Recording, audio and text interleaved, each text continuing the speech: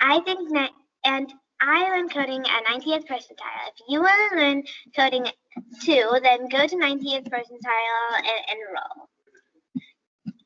Some things that might make you think, wow, is the teachers. The teacher is really nice.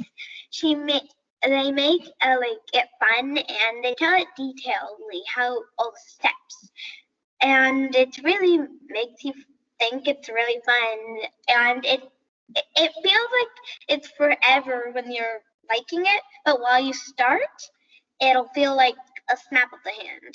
It might be hard at first, but really, you won't regret it.